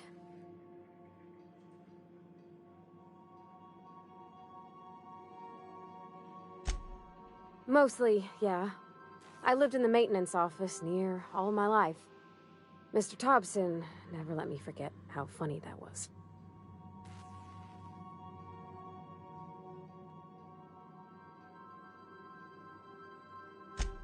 He meant funny as in odd.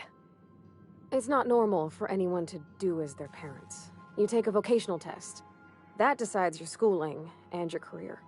When I tested out for maintenance, everyone figured it was on account of my dad.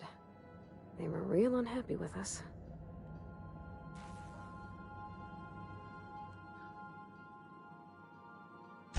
Well, I'm good at making things work the way they ought.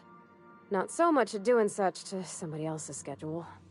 There's times I'm working deep in the guts of a loader, getting it all running perfect. Then I look up to see it's tomorrow, and I've blown another deadline. Anyhow, I was happy to get back home.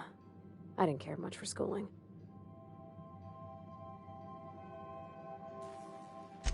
Yep, nothing much had changed. Everything was a little grayer, a little dirtier. Dad met me at the shuttle and gave me a big ol' hug. I noticed straight away that he was moving slower and stiffer. He made a little grunt when I squeezed. About a year. I tried to do more of the work so he could rest.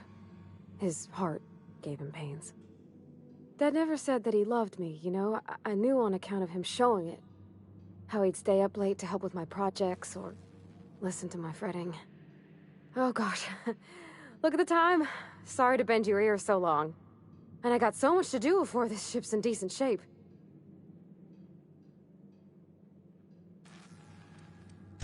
What? You want me to leave? Captain, you can't mean it.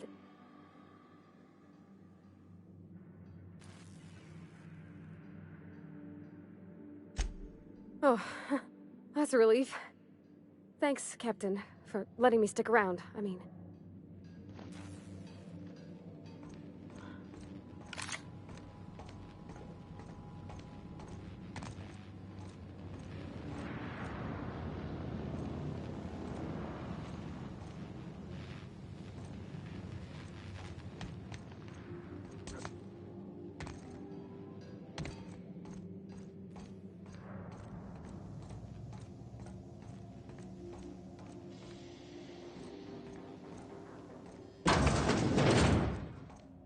I so enjoy watching you sleep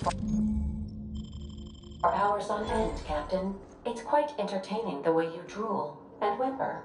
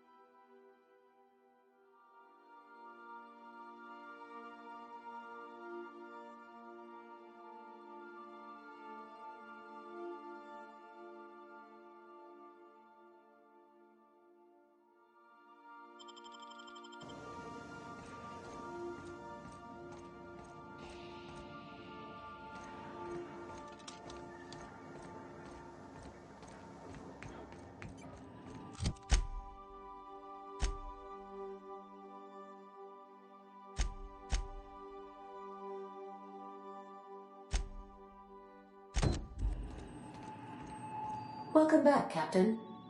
How can I be of assistance? The unit is a cleaning SAM. Hawthorne brought it on board some cycles ago, I'm sure with the intent to modify it, but I've never seen it up and running. I ordered progress notes. May luck be with you.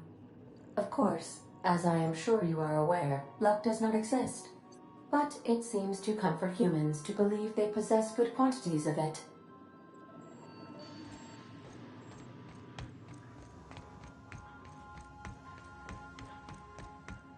Is it?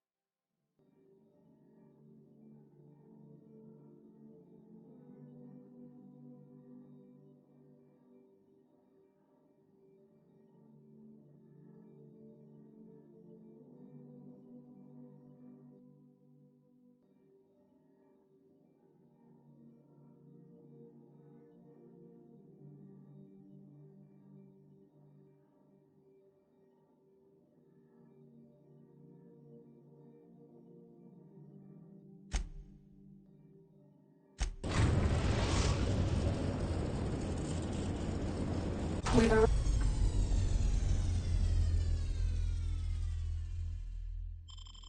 arrived at the Groundbreaker.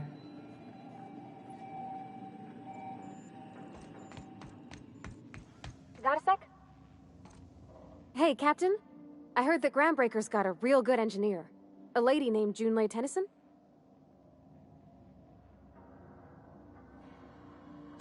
I was thinking that maybe I ought to meet her. If you got time to swing us by, I mean. I don't got much experience fixing actual spaceships. I bet you a can of Borston beans she could teach me all manner of stuff.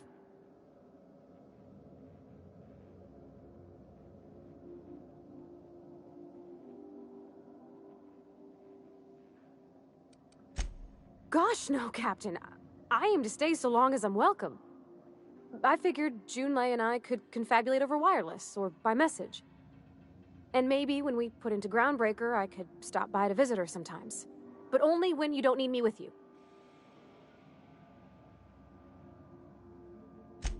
Thanks, Captain. I'll be sure to make it worth your time. Did you want to talk about something else?